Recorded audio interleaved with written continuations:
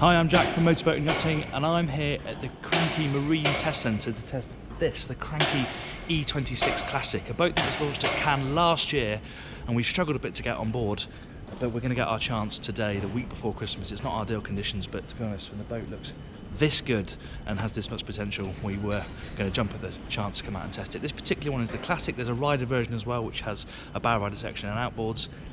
This one you're looking at about 100,000 euros, depending on engine options, which we'll go into later. But yeah, excited to get this boat out on the water because it looks really, really promising.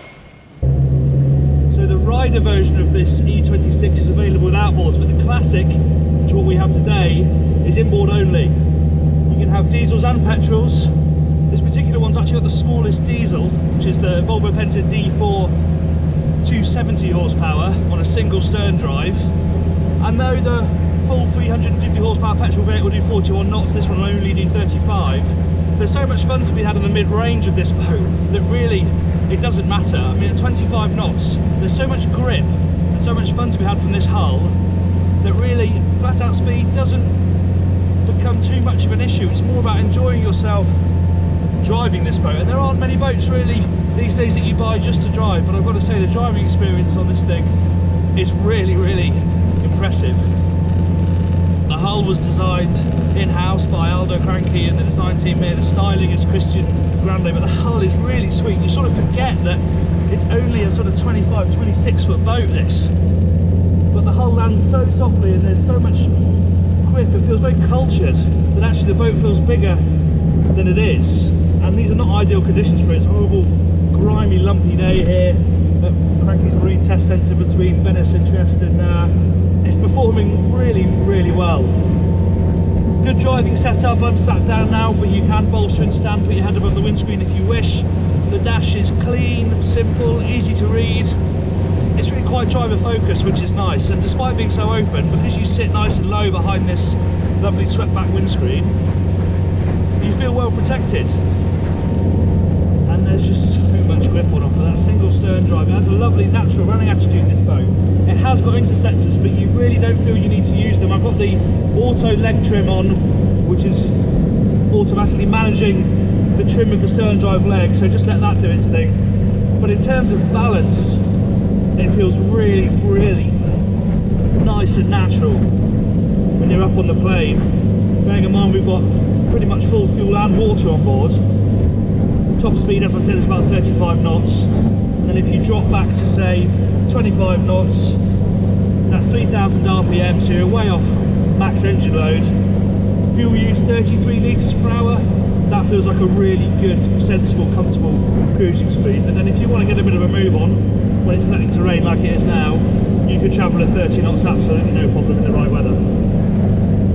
As it's so calm, we're on a very nice straight channel here back up to the test centre, we're going to do a quick 0 to 30. So we'll get her stopped, get her dead stopped. Lower the throttle. She's up, she's off. 2,500 RPM. 3,000 RPM, it's starting to rain. 25 knots. That's 30. 14 seconds, we're up to 30 knots. Max load, 3,500 RPM, and the rain is really beginning to melt down. But yeah, I mean that's 14 seconds with the 270 horsepower diesel. Imagine what the naturally aspirated 350 horsepower V8 is going to be like. That thing's going to absolutely fly. This is a really lovely cruising speed now. Okay, we're in the canal, so it's flat calm, but just under 3,000 RPM, 25 knots. The boat is running flat as a pancake, and if I can find, yeah, 30 litres an hour, as I say. This really feels very, very comfortable. You've got so much grip. It's just a lovely, lovely thing to drive. The steering is, it's light, but there's some feedback. It doesn't feel completely disconnected. It feels like you're running your hand over the surface of the water. It's amazing. It really is a huge benefit of the stern drive. Single stern drive, it's so planted and grippy. But then it's also efficient. You know, that slippery leg going through the water means that you can cruise like we are doing now at 30 litres an hour.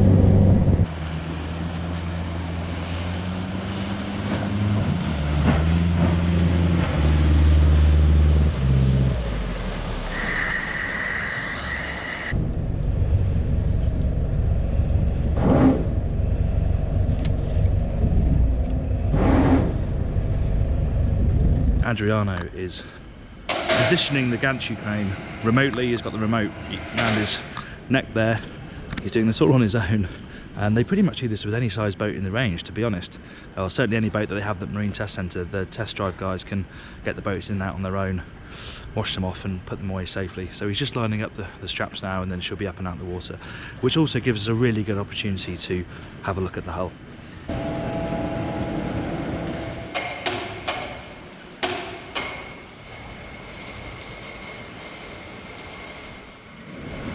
And out she comes.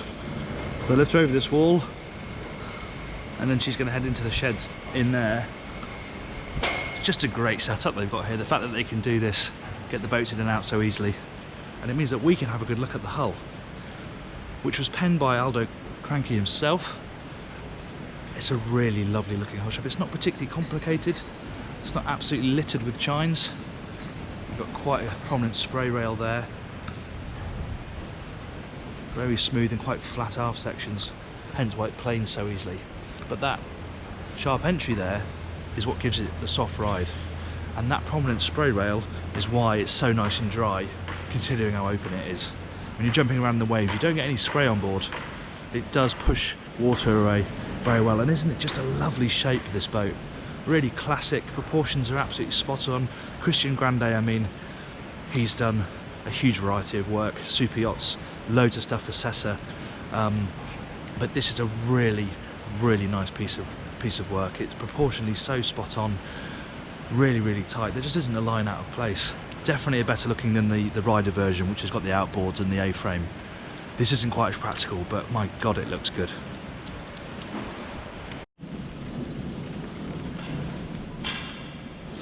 While Adriano gets the E26 spick and span, we're going to have a closer look at the Marine Test Centre.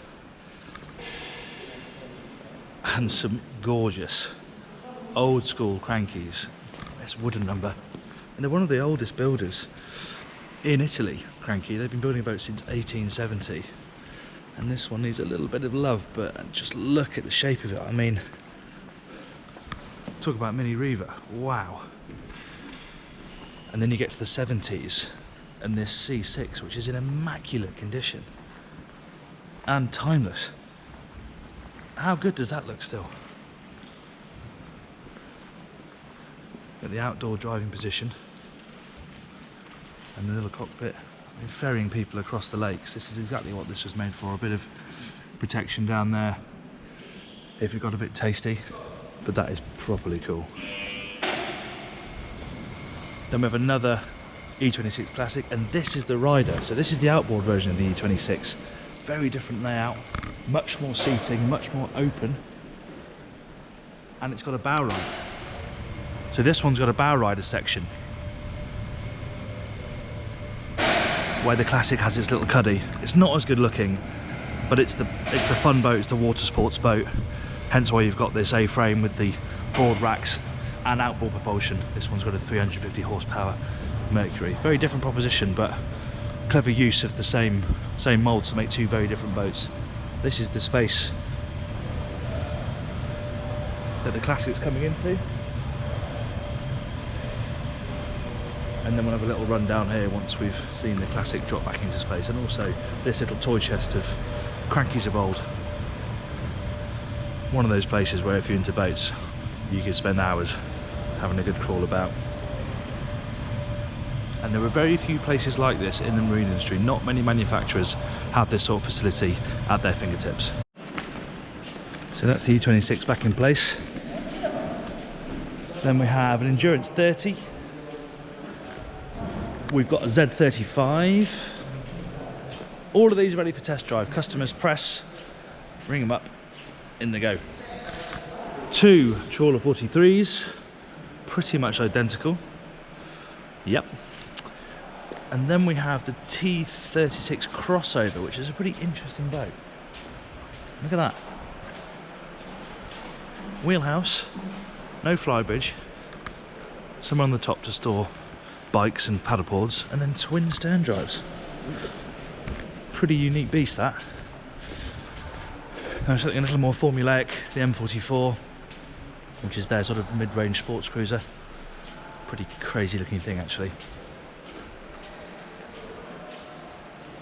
Another T36, another Endurance down there. Proper toy chest. Now she's in her place, you can see the single stern drive. This is what gives it the grip, also the efficiency. You've got gyro props counter rotating, and then here you can see the interceptors. The blades come out of these panels, and that's what helps you adjust the trim on either side. You've got one that side and one that side. Let's have a closer look at the layout then, and we'll start back here at the transom, where you find nice stainless steel edging around the bathing platform here. It does feel a quality product, this boat, has to be said. Real teak on this particular model. Pop out cleats, not only they pop out, but they're a really good gauge as well. Look at the size of them, you could use a real decent size of line on those. Small boat doesn't have to mean small mooring gear, so well done, Cranchi. You've got this handhold here as well, which falls to hand once you climb out after a swim, where you can then shower yourself off using fresh water. Same on the other side, of course. The bathing ladder pops out down here, and then you walk on board via this central walkway here. Now there is an infill here so that you can have a full sun pad if you wish, but when people are getting on and off, you just remove that and then you can walk using the teak. A couple of big cup holders there as well, in a good place. And then you have the main cockpit, and as you can see, the passenger seat is swiveled to meet the table. The driver's seat will also do that. We've left it in place just to demonstrate how they look. This is the table. It's not huge, it has to be said. It's a nice solution. It's got the cover on at the moment. It's actually a nice varnished table, but it's not very big. Neat, but could do with a bigger table, I reckon. Anyway, down into the cockpit, and you do step down. It's nice actually that you do feel quite secure in here. Underneath the floor here, you have the diesel or petrol tank, so storage for a life ring down there as well. There's storage underneath this cushion for an igloo, so you've got a bit of extra cooling space aside from the fridge that's in the cabin. Dedicated storage down here, that's a pretty good spot. And then this whole aft section lifts up muscle boat style, and that's how you get to the engine room, where you have either your single diesel or single petrol engine. Big storage bins either side. It's also where the canopy folds, so you have to lift that up to put the canopy up. There's also dedicated fender storage in there, and the fenders have got slots, certain parts of the boat where there aren't cleats, so that you can just clip them into the top side. You don't have to worry about tying them on anywhere. Quite a neat solution. This boat feels beamy. There are no side decks, so they've gone right out to the beam, which means that you get onto the foredeck using this step here. Incidentally, this is where the rubbish bin is. They've popped that under there. No space has gone to waste, and then you can climb through the windscreen and out onto the foredeck. Incidentally, as an option, you can have foredeck cushions, but it does look lovely with the real teak up on the foredeck. You have a small sink down here, and then down here you've got speakers, you've got another set of cup holders, you've got a bit of storage for odds and ends. You've also got the boat hook down here. You could probably sling a couple of fenders down here if you needed to. And then you have the Helm Station, which is nice and clean, simple layout, easy to use. Got analog dials, which are very easy to read. Then of course you've got your chart plotter on the left hand side here, and it's nice that you have the throttles thrusting out towards your hand on this plinth, where you've got the major driver controls, including the bow thruster, including the interceptor controls, and also the throttles. You sit nice and low at this helm with a view over that teak there. It's a heavily tinted windscreen, which does look good, but on a gloomy day like today, it does mean you lose a bit of visibility. But I do appreciate it wouldn't look quite as good from the outside, from Cranchi's point of view. And then you're down to, well, I say accommodation lightly. You'd have to be very desperate or incredibly drunk, I think, to want to sleep in here, but it is here if you want it. Personally, if it was my boat, I'd clear out all of this upholstery and just leave it as a massive storage space, so you can just chuck bags and things in there, not worry about it getting grimy. It's quite nice that you've got the fridge in here, and there's an option to have a toilet, which is worth having, because if you can use it as a day boat, it means you're not restricted to using land-based facilities. You've got the main head unit for the Fusion stereo system down there. You've also got a repeater on the helm. It's actually covered up at the moment, but it's down there. So this is the main difference really between the Rider and the Classic. The Rider's got the bow rider, this has got the little cuddy. There's been a lot of hype around big shipyards going back to their roots and building sports boats. Princess have done it, Sunseeker have, as have Fairline. And so Cranchi with the E26, and they've done a fantastic job. It's cheaper than those boats, yes it's smaller, yes it's not quite as usable. However, for 100 to 150,000 euros, this is a lot of boat, and just look at it. Drives well, looks good.